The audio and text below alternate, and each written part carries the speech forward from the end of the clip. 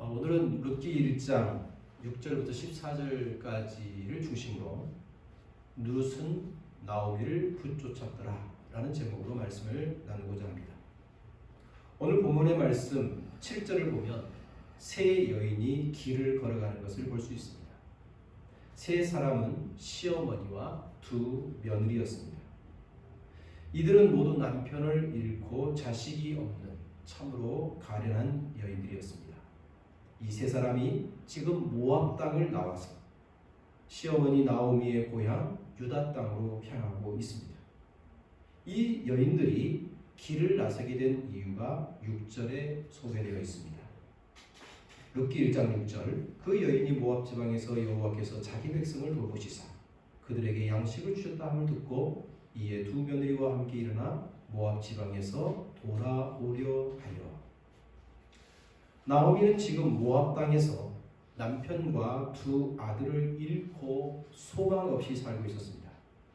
그러던 중에 고향 유다 땅 베들레헴으로부터 소식이 들려왔습니다.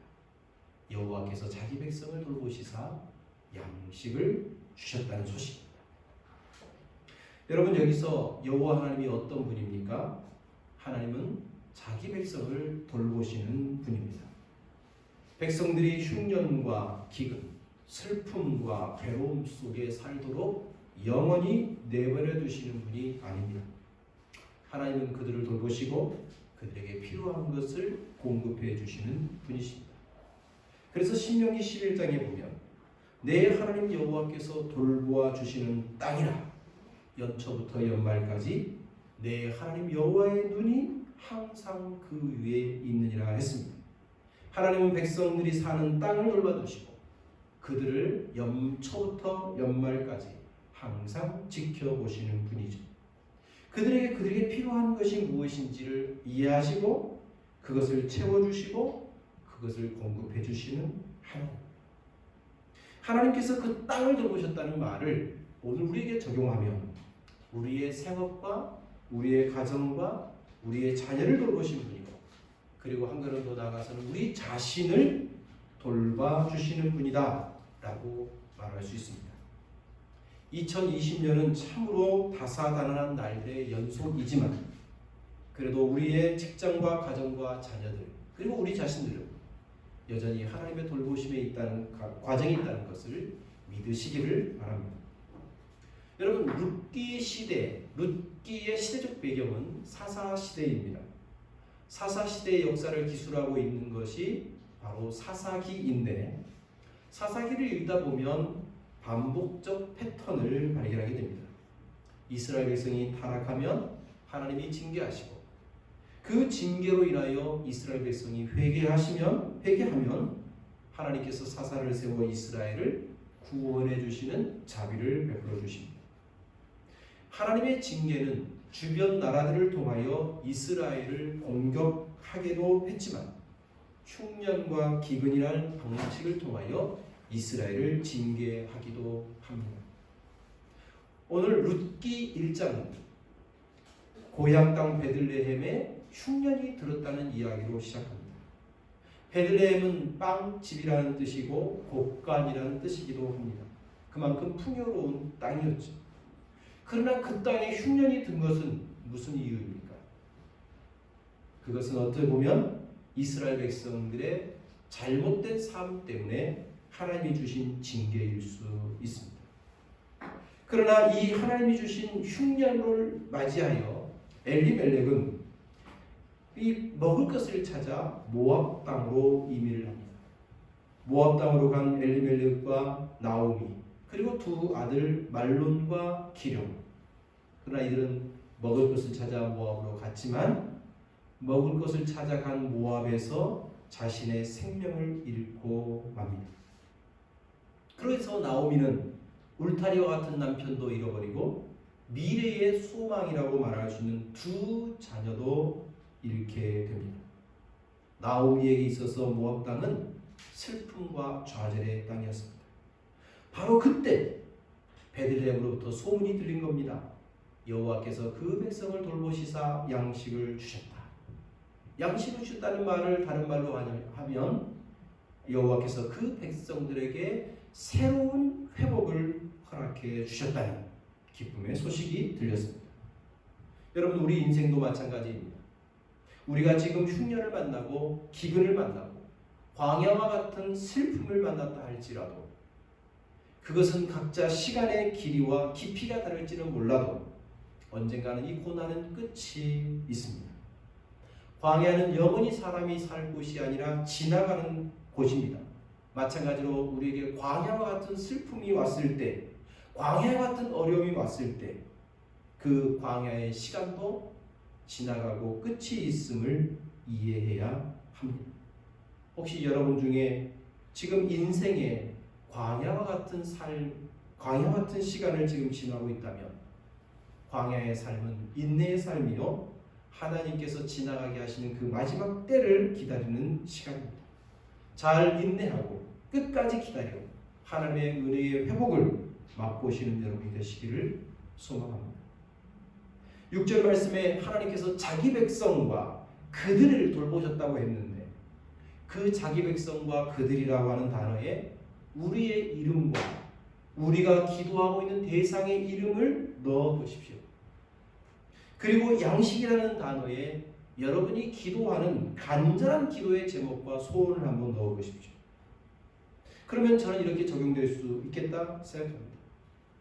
제가 늘 기도하고 있는 우리 성도들을 위해서 이 말씀을 6절을 적용한다면 여호와께서 기쁨의 교회 성도들을 돌보시사 건강과 평강을 주셨다. 여호와께서 김병만을 돌보사 말씀과 기도의 능력을 주셨다. 만약 여러분 중에 자녀를 위해 기도하신 분이라면 여호와께서 공부 중에 있는 딸과 아들을 돌보사 그들에게 지혜를 부어 주셨다. 가족의 건강을 위해서 기도하시는 분이라면 여호와께서 부모님을 돌보시사 부모님의 아픈 허리와 무릎을 깨끗하게 해 주셨다. 직장과 일터를 위해서 기도하시는 분이라면 여호와께서 직장의 갈등과 어려움을 돌보시사 수문을 여시듯 문제를 풀어 주셨다. 여러분, 우리가 이렇게 기도의 내용을 담아 전심으로 기도한다면 하나님은 우리를 돌보시는 분이요 그리고 응답해 주시는 분이십니다.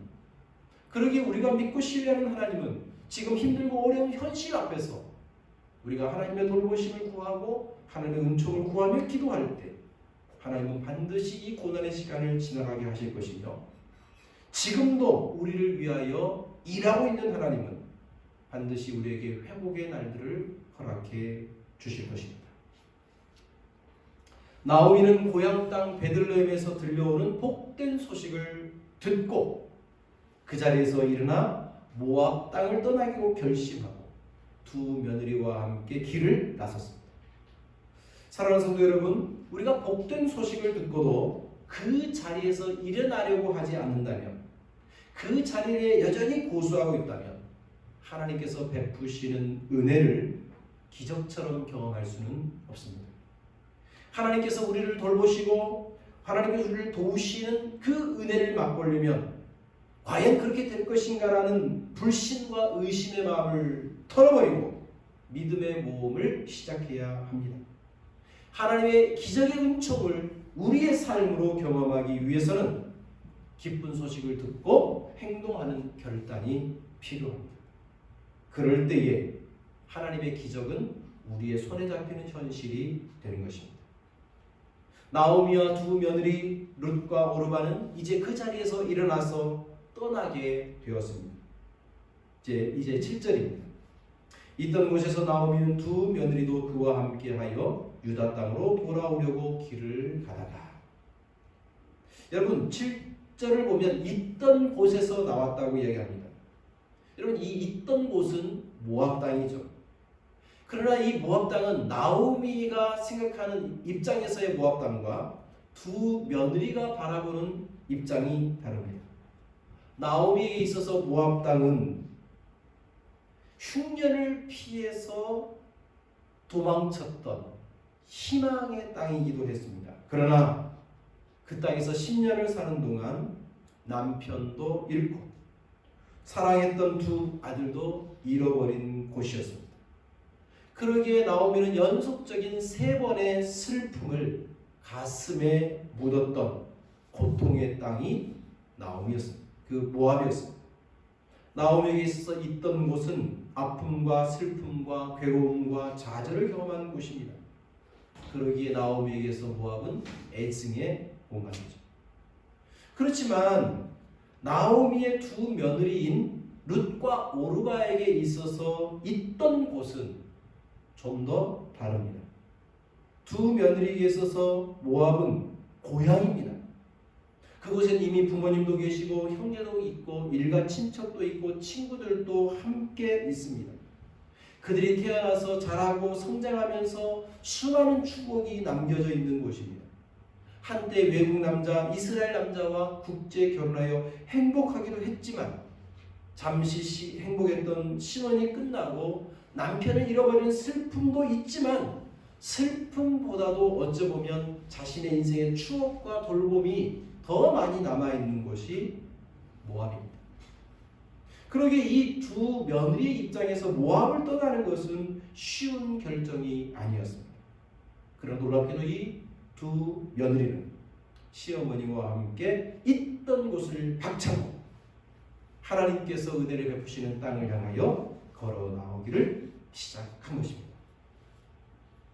여러분, 우리가 읽은 오늘 본문 6절부터 14절을 보다 보면 돌아오다, 돌아가다라는 단어가 7번 반복되고 17절까지 확장시키면 9번이나 반복되고 있습니다. 여러분, 오늘 이 돌아오다, 돌아가다라는 이 단어에는 둘 다 히브리어로 슈브라는 단어인데 성경에서 슈브라는 단어는 회개와 연관되어 있습니다. 죄악된 세상에서 하나님께로 돌아오는 것이 회개 슈브이죠. 이스라엘 백성이 하나님께로 돌아오면 하나님께서는 반드시 은혜, 자비, 사랑, 헤세드를 베풀어 주십니다. 성경을 볼 때마다 인간이 하나님께로 돌아올 때마다 하나님은 세트처럼 은혜를 베풀어 주셨습니다. 이스라엘 백성들이 하나님의 품을 떠나면 죄를 지으면 하나님은 징계를 내리시죠. 그러나 그 징계 가운데 이스라엘 백성이 회개하고 돌아오면 자비로우신 하나님은 그들에게 헤세드, 은혜와 자비로 품어 주셨던 겁니다. 성도 여러분, 우리는 우리 자신의 건강에 대해서 나름 자신 있다고 자부할지 모르지만 정말로 건강검진을 아주 정밀하게 들어가다 보면 우리 몸 구석구석에 참 잘못된 부분이, 고쳐야 될 부분이, 개선해야 될 부분도 있고 때로는 큰 병도 있음을 발견하게 됩니다. 겉으로 볼 때는 아무 문제가 없어 보이지만 우리 내부에는 굉장히 잘못된 부분이 있을 수 있는 거죠. 그렇게 될 때는 우리는 빨리 조치를 취해야 하는 겁니다. 우리가 하나님께로 돌아오라고, 하나님께서 돌아오라고 하시는 것은 어쩌면 우리가 상태가 심각하기 때문이죠. 하나님께로 돌아갈 때에 하나님이 베푸신 은혜와 자비로 말미암아 우리 인생의 문제가 해결되는 것입니다. 나오미는 이제 하나님께로 돌아오기를 결정합니다. 이제 우리 8절과 9절을 한번 읽어보겠습니다. 나오미가 두 며느리에게 이르되 너희는 각기 너희 어머니의 집으로 돌아가라. 너희가 죽은 자들과 나를 선대한 것 같이 여호와께서 너희를 선대하시기를 원하며 여호와께서 너희에게 허락하사 각기 남편의 집에서 위로를 받게 하시기를 원하노라 하고 그들에게 입맞춤에 그들이 소리를 높여 울며. 여러분, 이 8절에도 보면 슈브라는 단어와 헤세드라는 단어가 동시에 등장합니다. 나오미가 두 며느리에게 돌아가라, 돌아가라, 이것이 슈브입니다. 그러면서 너희들이 나에게 선대한 것처럼 여호와께서 너희들에게 선대해 주시기를 원한다라고 말하는 이 선대하다는 단어가 헤세드입니다. 8절과 9절을 보면 나오미가 두 며느리를 향한 사랑의 마음을 느낄 수가 있습니다. 며느리에 대한 안쓰러움, 미안함, 그리고 여전히 그들을 사랑하는 그 마음에 두 며느리를 향하여 각기 너희는 너희 어머니의 집으로 돌아가라고 이야기합니다. 이것은 남편을 잃은 채 시어머니를 봉양해야 될 책임을 진 두 며느리들에게 자유를 선언해 주는 말과 같습니다. 나오미의 입장에서는 두 며느리가 자신을 따라오면 자신은 덜 외로울 수 있고 또 고향 땅에서 두 며느리의 봉양을 받아 좀 더 편안하고 안정적으로 살 수는 있지만, 그러나 두 며느리는 고생이 호언한 겁니다. 그래서 나오미는 두 며느리가 고생하기보다는 다시 친정으로 돌아가 새로운 삶을 살라고 말하고 있는 겁니다. 그래서 9절 말씀에 보면 여호와께서 각기 남편의 집에서 위로받게 해 주시기를 또한 선언하죠. 그러니까 나오미는 지금 너희들이 친정으로 돌아가서 새롭게 결혼 생활하고 재혼하여 행복한 삶을 살아도 된다. 너희들이 나를 버려두고 고향으로 돌아가도 죄책감을 가질 필요가 없다 라면서 그들에게 자유를 선언해주고 있는 겁니다. 그러면서 이렇게 며느리들에 대한 책임을 풀어주고 새로운 삶을 살도록 허용해주는 이것은 나오미가 두 며느리들을 향한 선대를 베푼 거죠. 이렇게 나오미가 선대를 베푼 이유가 8절에 나옵니다. 죽은 두 아들과 자신을 선대한 것처럼 여호와께서 너희들을 선대해 주시기를 원한다라고 이야기하죠. 그래서 나오미는 그 선한 마음을 갖고 두 며느리를 끌어안고 그들에게 입맞추며 작별 인사를 나누고 있습니다. 9절을 볼 때 이 세 사람은 소리 높여서 울고 있습니다. 그런데 이 슬픔이 가득한 이곳에 놀라운 장면이 연출됩니다. 10절 말씀입니다. 나오미에게 이르되 아니니이다. 우리는 어머니와 함께 어머니의 백성에게로 돌아가겠나이다 하는지라. 두 며느리는 유다 베들레헴에 가서 살겠다는 겁니다. 유다 베들레헴의 사람으로 어머니와 함께 살겠다고 결심합니다. 여러분, 이것은 결코 쉬운 일이 아닙니다. 시어머니 나오미가 이미 고향으로 돌아가서 새 가정을 꾸리며 살도록 그렇게 선언했기 때문에 이 두 며느리인 룻과 오르바는 고향 땅 모압을 떠나지 않아도 되었습니다. 그들이 유다 베들레헴으로 가면 그곳은 외국 땅이고 남편도 없는 땅이고 시어머니를 봉양해야 하는 어려움을 떠안아야 하는 것이고 낯선 이민자로서 낯선 외국에서 살아가는 것 쉽지 않죠. 고생하는 것이 뻔히 보입니다. 그럼에도 불구하고 두 며느리는 어머니를 따라가겠다고 선언해요. 대단한 효심입니다. 하지만 나오미는 이 두 며느리가 자신을 따라 베들레헴에 가면 너무나도 고생할 것이 클 것을 명약관하했기 때문에 이들에게 다시금 돌아갈 것을 설득하며 11절부터 13절까지 재차 설득을 합니다. 나오미가 이르되 내 딸들아 돌아가라. 너희가 어찌 나와 함께 가려느냐. 내 태중에 너희의 남편이 될 아들들이 아직 있느냐. 내 딸들아 돌아가라. 나는 늙었으니 남편을 두지 못할지라. 가령 내가 소망이 있다고 말한다든지 오늘 밤에 남편을 두어 아들들을 낳는다 하더라도 너희가 어찌 그들이 자라기를 기다리겠으며 어찌 남편 없이 지내겠다고 결심하겠느냐. 내 딸들아 그렇지 아니하니라. 여호와의 손이 나를 치셨으므로 나는 너희로 말미암아 더욱 마음이 아프도다 하네. 여러분, 지금 나오미가 며느리들을 설득하면서 하는 말 중에 내 태중에 너희의 남편 될 아들들이 아직 있느냐라는 말을 합니다. 이 말을 이해하기 위해서는 고대 이스라엘 사회의 관습이었던 계대 결혼 또는 고엘 제도라는 말을 이해해야 합니다. 이 계대 결혼이라는 말, 고엘 제도라는 말은 룻기를 이해하는 데 있어서 굉장히 중요한 단어입니다. 신명기 25장 5절 6절에 보면 이 계대 결혼이 무엇을 의미하는지 정확하게 설명하고 있습니다. 신명기 25장 5절입니다. 형제들이 함께 사는데 그 중 하나가 죽고 아들이 없거든 그 죽은 자의 아내는 나가서 타인의 아내로 삼아 타인에게 시집가지 말 것이요 그의 남편의 형제가 그에게로 들어가서 그를 맞이하여 아내로 삼아 그의 남편의 형제된 의무를 그에게 다 행할 것이요 그 여인이 낳은 첫 아들이 그 죽은 형제의 이름을 잊게 하여 그 이름이 이스라엘 중에서 끊어지지 않게 할 것이니라. 여러분 고대 사회에서는 지파와 혈족, 가문을 유지하기 위해서 계대 결혼의 관습이 있었습니다. 오늘날은 이런 풍습이 양아들로 입적하는 그런 것으로 편입이 되어 있습니다. 형제 중에 누군가가 대를 이을 자식을 낳지 못하고 죽었을 경우 그의 아내는 타인에게 시집을 가는 것이 아니고 반드시 죽은 남편의 형제와 다시 결혼하게 됩니다.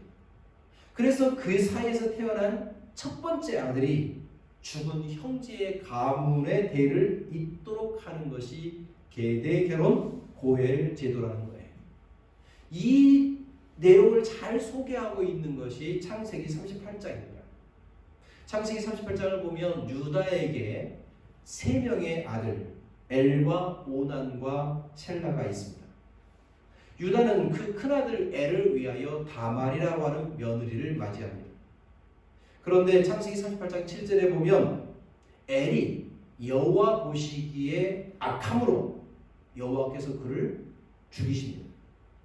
그래서 동생 오난이 형수인 다말과 결혼하게 됩니다. 그런데 이 오난이라고 하는 자도 형수 다말과 결혼하여 태어난 아들을 형 엘의 아들로 입적을 시켜야 하는 책임과 형제의 의무를 다하지 않습니다. 그래서 무책임한 이 오난의 행위를 보시고 여호와께서 그것이 악함으로 오난 역시도 죽고 맙니다. 첫째 아들도 둘째 아들도 다말로 인하여 죽었다고 생각한 유다는 셋째 아들 셀라를 그에게 주지 않고 다말을 오히려 친정으로 보내버립니다. 친정에 간 다말은 유다의 마음에 진정성이 없다는 것을 깨닫고 자신을 창녀로 변장시켜 시아버지 유다와 성관계를 갖고 쌍둥이 베레스와 세라를 낳게 되었다는 이야기입니다. 이것은 굉장히 좀 변칙적인 모습이긴 하지만 유다는 다말이라고 하는 이 여인을 하나님 백성의 공동체, 자신의 집안의 대를 이어감에 있어서 책임을 다해야 했는데 다말을 친정으로 돌려버리죠. 그러면 이 다말의 인생은 어떻게 될까요? 영원히 미래가 없는 겁니다. 그러기에 하나님께서는 이 계대 결혼이라는 것을 통해서 그 가문을 이어가는 방식으로 사용하시기도 하지만 남편도 없고 자녀도 없는 울타리도 없고 미래도 없는 이 가난한 여인을 그 공동체가 함께 책임져서 지켜가도록 하기 위한 사회적 안전망으로도 이 계대 결혼을 하나님이 사용하셨던 거죠.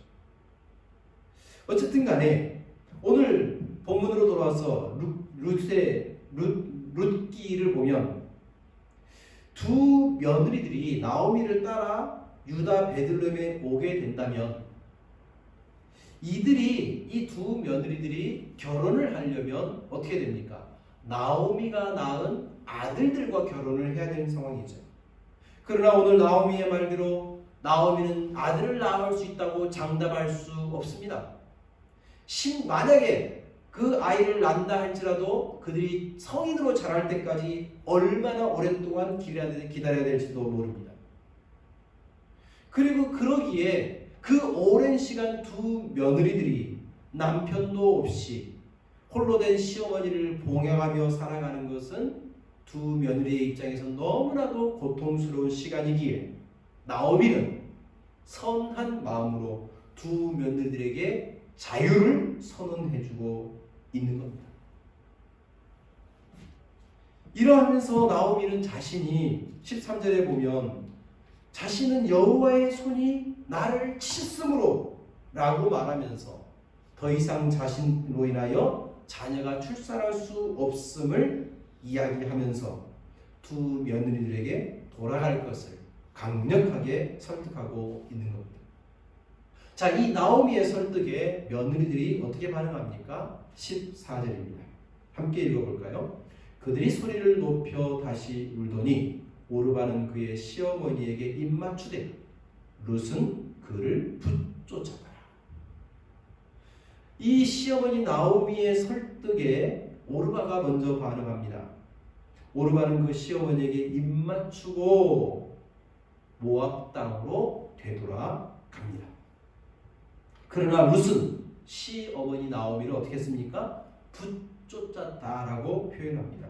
그 시어머니를 딱 붙잡고 그를 따라 나섰다는 거예요. 자, 여기서 여기 하나 물어볼게요.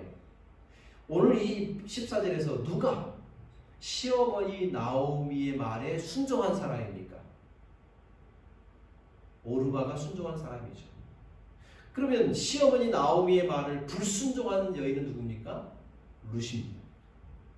여러분, 우리는 보통 부모님의 말씀에 순종해야 된다고 이야기를 합니다. 그러나 오늘 본문에 보면 시어머니의 말씀에 순종한 오르바는 어떻게 됐습니까?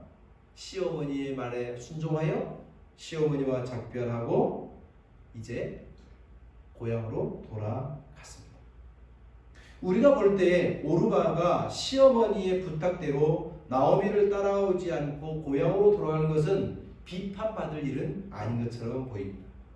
그러나 놀랍게도 룻기를 자세히 읽다 보면 이 오르바의 선택을 냉혹하리만큼 평가절하하고 있습니다.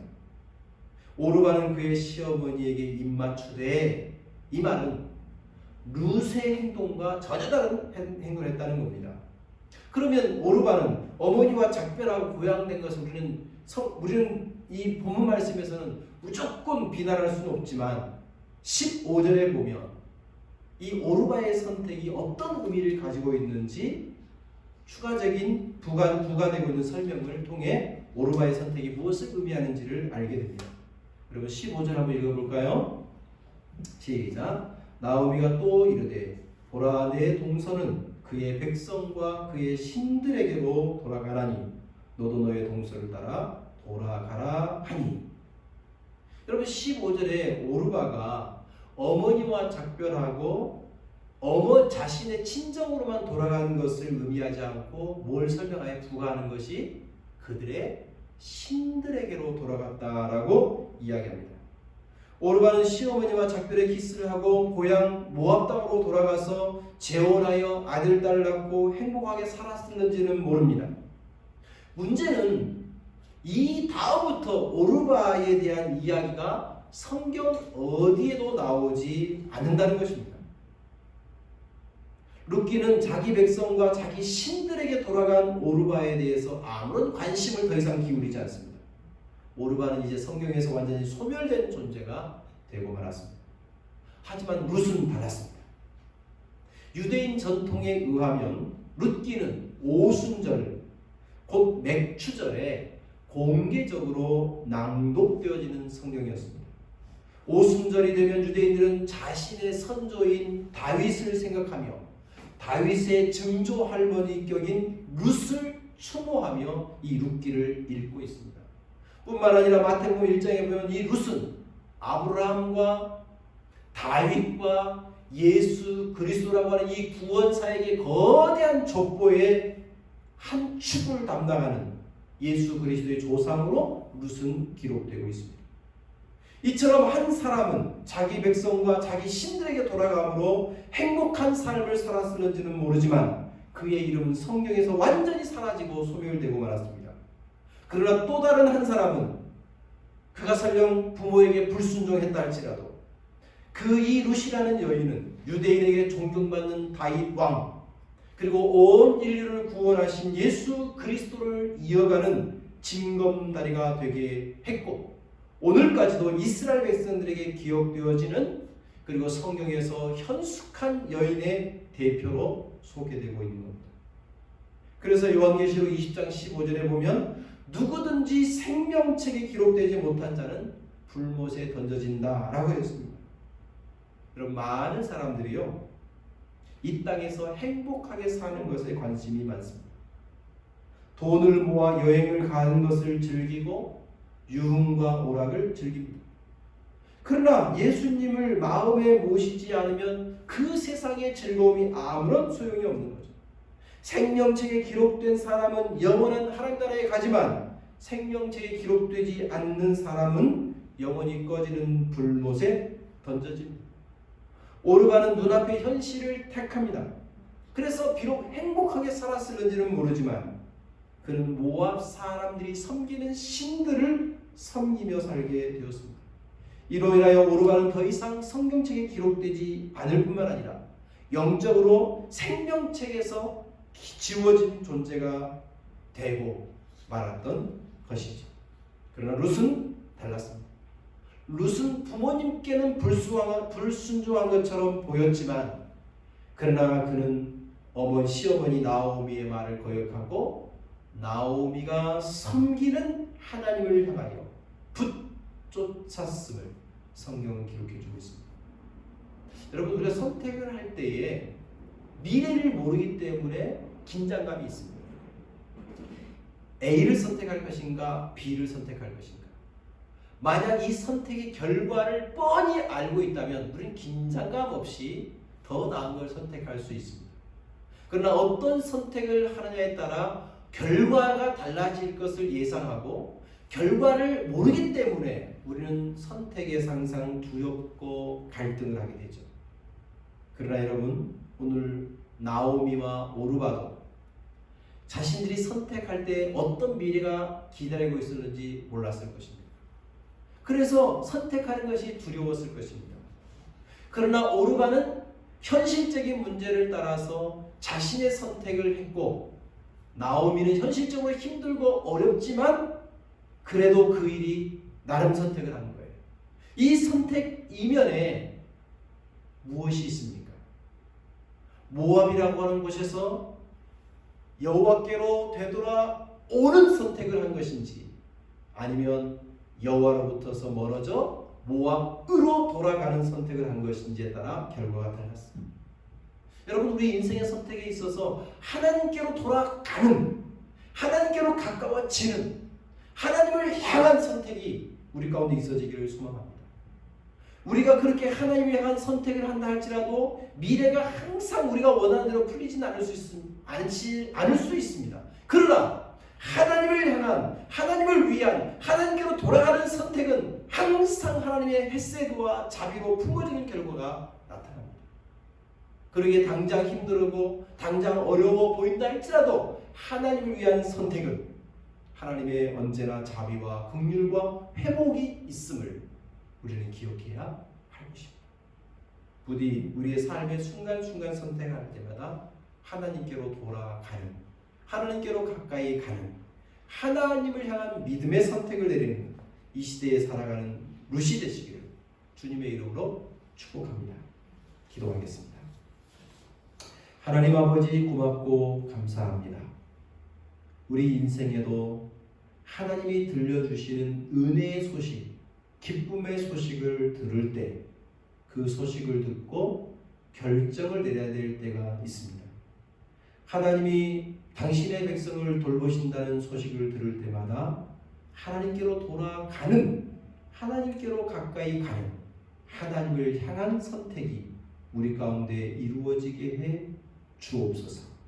때로는 그것이 부모님을 거역하는 것일 수 있어도 때로는 그것이 우리 삶에서 고난인 것처럼 보인다 할지라도 주님을 위한 선택을 하면 하나님께서 우리를 반드시 헤세드로 품어주실 줄 믿고 믿음의 결단과 믿음의 모험을 감행하는 이 시대에 룻이 될 수 있도록 도와 주옵소서.